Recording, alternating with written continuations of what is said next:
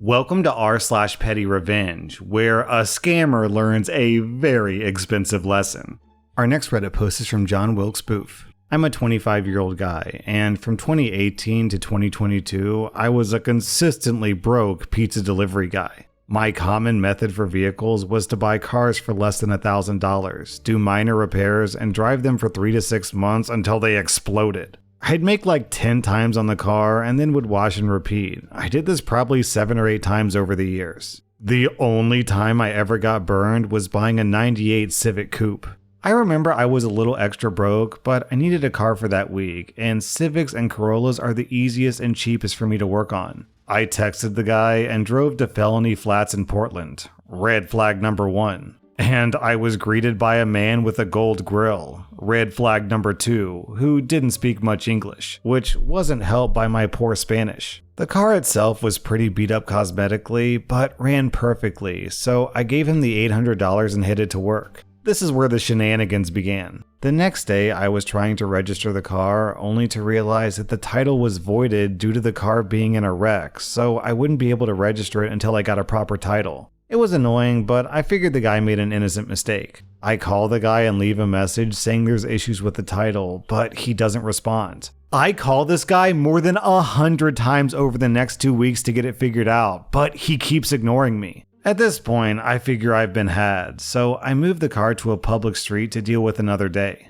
One morning, I come out to the car to find tickets for the car not having registration and not having insurance left on the car. Between the 2 tickets, these were like $150 to $200, and it had a tow warning. At first, I was enraged, until it dawned on me that this car was not in my name, and those tickets were not mine to deal with, so I made a plan. Every few days, the car would get re-ticketed and tagged for towing. I would come out, place the tickets on the driver's seat, move the car by a few feet, and erase the tow markings. After about 2 months of this, I'd racked up about $2,000 in tickets on this car that's not in my name. One day, I get a frantic call from, guess who? The man who sold me the car, who also miraculously learned perfect English. He was telling me he was getting calls from the city and begging me to not let them tow it. I think at this point he realized what I was doing, and that he would get me the title that week, and the delay was because he and his wife were in a nasty divorce and she had the current title. I simply responded, "What car?" and hung up on him. As I was leaving my apartment, I saw the cops there getting ready to load it onto the tow truck, and I decided to let it go in case the former owner came looking for it. Ultimately, I never got my $800 back, but that guy got $2,000 in tickets, $4,000 if he didn't pay him in the next 30 days, as well as a $1,000 tow bill. And if the story about his divorce was true, a super pissed off ex-wife because the car was still in her name too. You can't put a price on that. I never heard from him or the city about the car. My only regret was not driving it to an empty parking lot and leaving it in a handicapped spot. But I didn't want to risk being seen on cameras. Hope you enjoyed. So I'm not super duper familiar with common scams nowadays, and I'm not sure if this guy was just lazy and he didn't care about OP, so he didn't want to put the effort into getting him the title, or if he sold OP the car with the intention of eventually stealing it back, because if the title doesn't get transferred, then it's his car, which means OP would have paid $800 for a car that was never his in the first place. Either way, this guy clearly ended up regretting it. Our next Reddit post is from Awesome Possums. This is something I witnessed last night at the supermarket. I am way too much of a coward to do anything like this myself. I was in the condiment aisle picking out salad dressing. There was another girl, looked around my age, 28, reading the back of mustard packages, I'm assuming looking at the ingredients. In comes another woman, about 40, on a scooter. I don't want to contribute to stereotypes, but this was a rather large person and very cliche of this particular large chain supermarket I was in. I'm guessing probably Walmart. She stopped her cart for 20 seconds, probably 10 feet away from Mustard Lady. I didn't think anything of it. Mustard Lady was barely 5 feet tall, maybe 100 pounds, standing close to the shelves. She had a basket close beside her that I think took up more space than she did.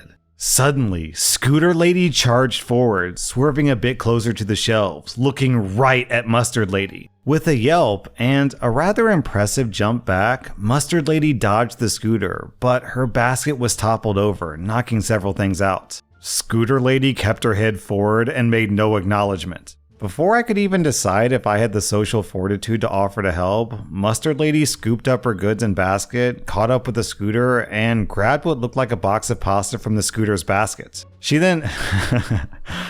then walked across the aisle and put the pasta box on the top shelf where Scooter Lady couldn't reach it. Scooter Lady screeched, "What the hell?" Mustard Lady responded with a deadpan, "Oh, so you can see me." I don't remember the exact phrasing because I get petrified of even secondhand conflict, and this was so absurd. But Scooter Lady gave a short rant about Mustard Lady being in the way and her needing to pay more attention to her surroundings. I think Scooter Lady must have thought that Mustard Lady was on her phone. I don't think Mustard Lady actually intended on placing the pasta box up on the shelves because she had just been sort of holding it above her head. However, when Scooter Lady's self-righteous speech was over, Mustard Lady didn't say another word. From what I could tell, Mustard Lady didn't even look mad. Mustard Lady just looked right at Scooter Lady and tossed the pasta box up onto the upper shelf and walked away. Though she did walk the long way behind the scooter, I think to avoid being run over. I had been pretending to choose between some vinaigrettes, but I tossed the closest one in my cart and slipped away lest I become the next hit-and-run victim. Our next Reddit post is from Shadow. 7 years ago, I moved into a 4-bedroom house with 3 of my friends. I was the only woman among 3 dudes. One of the roommates was the owner's son. We were all friends in college, and honestly, it was a great living situation for 2 years. We all had different work schedules, and because I worked the earliest at 6 a.m., I had the downstairs bedroom. My friend Jay worked the night shift and got home at 4:30 a.m., and he had the room above me so that we didn't wake each other coming home. During the week, Jay and I would eat breakfast together before he went to bed and I went to work. We had a jar in the kitchen that we would all throw spare cash in, like $5 to $10 each. It was for common groceries like milk, eggs, basic bread, and the occasional house meals and beer. The rule was always that if you use the last of the common stuff, then you take from the jar to cover the cost and grab it from the grocery store ASAP. Whenever we grabbed pizza or whenever I made a meal for everyone, we used the same fund. This is very important to the story. About 5 months into living like this, Jay met Karen and started dating her. He brought her to one of our game nights to introduce her to us and get a feel for how she'd mesh with us. Everything was fine when Karen thought that I was only the girlfriend of another roommate. Since we were playing in the dining room right by my room, Karen saw me go into my room to grab a sweater early in the night. Then she saw my other roommate, the one she assumed I was dating, go upstairs to grab his phone charger. The entire vibe changed, and she started to ask me who I was dating. She was floored when my roommate confirmed that I lived there, that I had my own room, and I wasn't dating any of them. She saved face by saying that she was surprised I'd want to live with 3 men, and we moved on. Me and Cam, the owner's son, were the only ones who realized that Karen saw this as a problem. After that, she started coming over right after I got off work and leaving when Jay went to work. If I came out of my room to the living room, she'd ask me why I was out of my room. If I was going to the kitchen, she would remark that I was being disrespectful to her and Jay and interrupting their time together.